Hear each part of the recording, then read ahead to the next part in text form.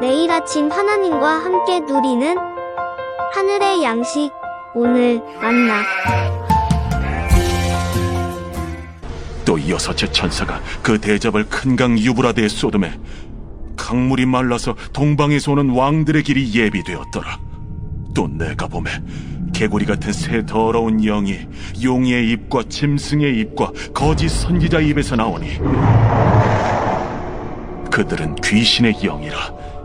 이적을 행하여 온 천하 왕들에게 가서 하나님 곧 전능하신 이의 큰 날에 있을 전쟁을 위하여 그들을 모으더라. 보라, 내가 도둑같이 오리니 누구든지 깨어 자기 옷을 지켜 벌거벗고 다니지 아니하며 자기의 부끄러움을 보이지 아니하는 자는 복이 있도다. 새 영이 히브리어로 아마겟돈이라 하는 곳으로 왕들을 모으더라. 일곱째 천사가 그 대접을 공중에 쏟음에 큰 음성이 성전에서 보좌로부터 나서 이르되 되었다. 번개와 음성들과 우레소리가 있고 또 큰 지진이 있어 얼마나 큰지 사람이 땅에 있어 온 이래로 이같이 큰 지진이 없었더라. 큰 성이 세 갈래로 갈라지고 만국의 성들도 무너지니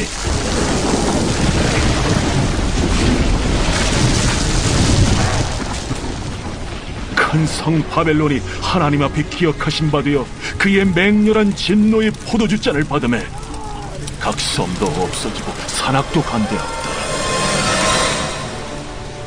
또 무게가 1달란트나 되는 큰 우박이 하늘로부터 사람들에게 내리매 사람들이 그 우박의 재앙 때문에 하나님을 비방하니 그 재앙이 심히 크미러라. 우리는 요한계시록 16장을 통해 하나님의 진노가 담긴 7 대접에 관한 심판의 말씀을 살펴보고 있습니다. 먼저 12절 말씀을 보면 여섯째 천사가 6번째 대접을 큰 강 유브라데에 쏟음에 강물이 말라서 동방에서 오는 왕들의 길이 예비되었다라고 말씀하고 있죠. 이 말씀을 이해하기 위해서는 유브라데 강이 갖고 있는 지정학적 위치를 이해할 필요가 있습니다. 창세기 15장 18절 말씀을 보면 하나님께서 아브라함과 언약을 세우시며 가나안 땅을 주시겠다라는 말씀이 기록되어 있죠. 특히 이 유브라데 강은 가나안 땅의 동쪽 경계에 위치해 있었습니다. 이 유브라데 강 너머에는 이스라엘 백성들을 징계하시기 위해 심판의 도구로 사용되었던 바벨론과 아수르가 위치해 있었던 거죠. 그 중에서도 바벨론은 요한계시록에서 악의 세력을 상징하는 나라로 등장하고 있습니다. 정리하면 큰 강 유브라데는 이스라엘과 대적들과의 경계선 또는 전선을 상징한다라고 말할 수 있는 거죠. 그렇다면 그 강이 말랐다라는 것은 무엇을 의미하는 것입니까? 경계선이 허물어졌다라는 것으로 그것은 전쟁을 예고하는 말씀이라고 할 수 있는 거죠. 그런데 구약 성경에서는 이 강이 마르고 물이 마른다라는 표현이 꼭 전쟁만을 상징하는 것은 아니었습니다. 예레미야 50장 38절과 51장 36절 말씀을 보면 하나님께서 바벨론의 멸망을 예언하시면서 그들의 멸망을 이렇게 표현하셨습니다. 가뭄이 물 위에 내리어 그것을 말리겠다. 그의 바다를 말리며 그의 샘을 말리겠다라고 말씀하고 있죠. 이뿐 아니라 출애굽한 이스라엘 백성이 홍해를 건널 때에는 물이 갈라져 바다가 마른 땅이 되었다라고 말씀하고 있고, 이스라엘 백성들이 이 요단을 건널 때에는 여호와의 언약궤를 맨 제사장들은 요단 가운데 마른 땅에 굳게 섰고 모든 이스라엘 백성은 그 마른 땅으로 건너갔다라고 기록하고 있습니다. 다시 말해 물과 바다와 샘이 마른다라는 이 표현은 전쟁을 상징할 뿐 아니라 하나님께서 그의 백성을 대적들의 손에서 건져내어 그들에게 약속의 땅을 선물해 주시는 것까지 포함하고 있는 말씀이라는 거죠. 그러니까 당시 이 요한계시록을 소신했던 자들은 예수님을 믿는 것으로 인해 핍박 속에 고통을 받고 있는 성도들이었습니다. 그러나 그들은 큰 강 유브라데가 마른다라는 이 말씀을 통해서 무엇을 기억했습니까? 하나님을 대적하는 자들이 이 전쟁을 도모하여 하나님과 그의 백성을 대적할 것이지만 하나님은 그 전쟁 속에서 반드시 그의 대적들을 심판하시며 그의 백성을 구원하여 주시는 전능하신 하나님의 손길을 기억할 수 있었다라는 사실이죠.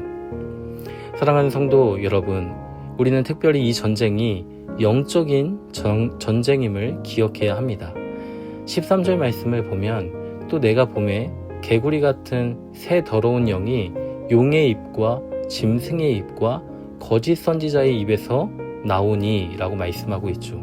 또 14절 말씀을 보면 그들은 귀신의 영이라고 말씀하고 있습니다.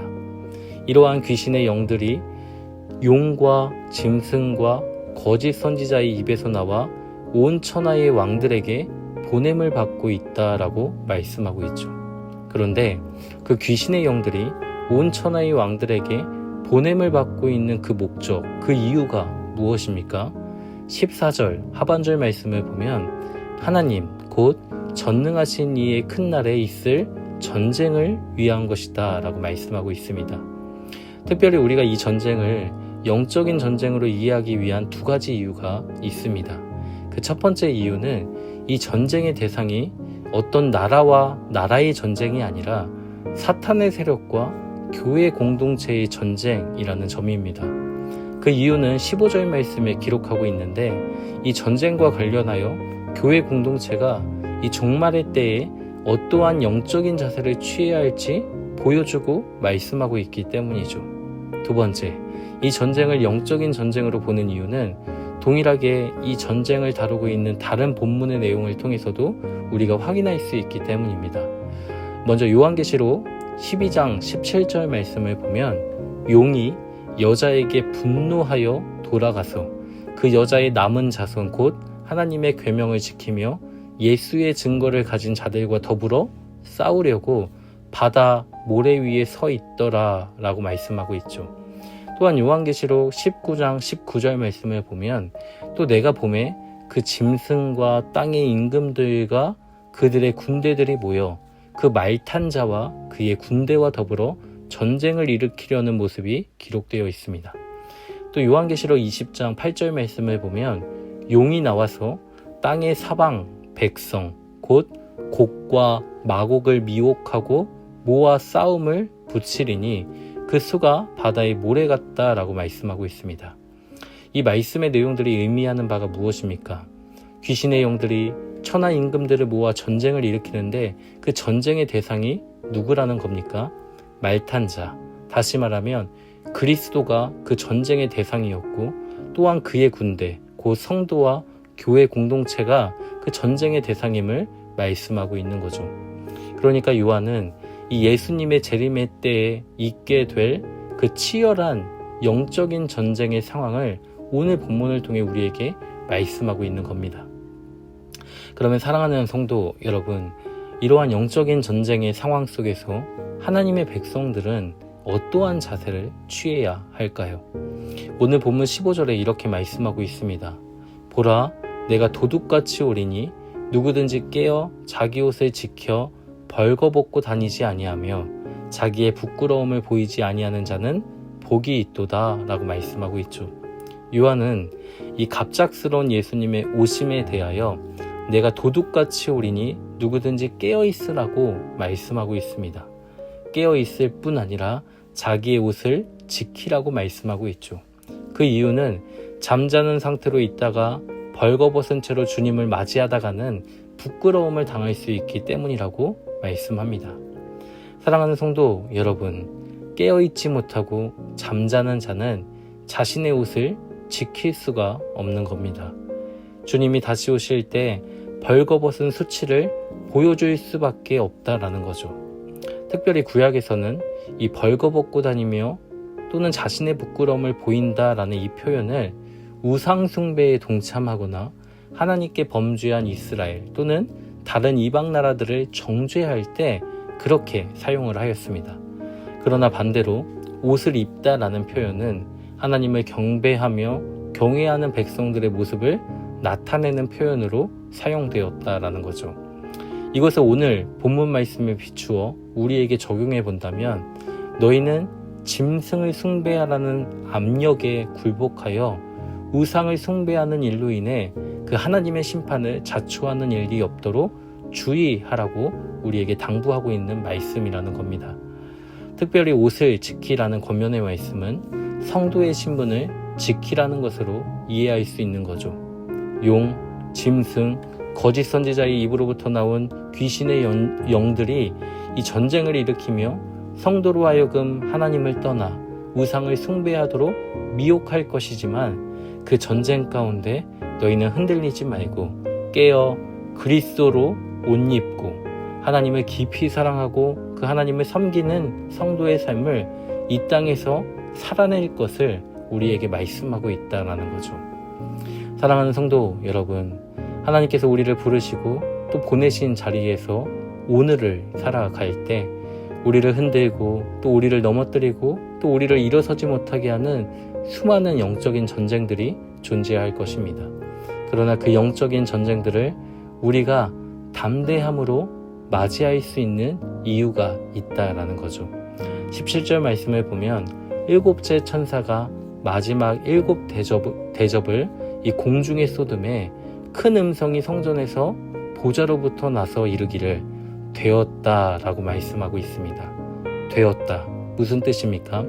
끝이 났다. 하나님의 진노가 이것으로 마치게 되었다라고 말씀하고 있는 거죠. 그러면 그 심판의 끝이 무엇이라는 겁니까? 19절 말씀을 보면 큰 성 바벨론의 죄악이 하나님 앞에 기억하신 바 되어 그의 맹렬한 진노의 포도주 잔을 받게 되었다라고 말씀하고 있죠.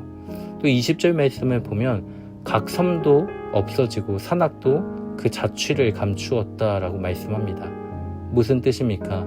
모든 악을 하나님께서 공의로 심판하시고 마침내 성도로 하여금 이긴 자로서 승리를 누리게 하신다라고 약속하고 있다라는 사실이죠. 사랑하는 성도 여러분, 불의한 세상을 살아가며 악이 선을 이기고 거짓이 진리를 흔드는 모습을 보며 때로는 넘어지고 때로는 낙심이 될 때도 있을 겁니다. 그러나 하나님을 떠나 죄 가운데 살며 우상을 숭배하는 자들에게는 반드시 하나님의 의로운 심판이 주어질 것입니다. 따라서 그 세상의 한시적인 영광에 흔들리지 말고 늘 깨어 성도의 옷을 지키며 살아가는 우리가 되기를 소망합니다. 되었다, 다 이루었다 말씀하신 그 예수 그리스도의 궁극적인 승리를 우리가 오늘도 바라보며 이 종말의 때를 담대함으로 살아가는 우리가 되기를 주님의 이름으로 소망합니다.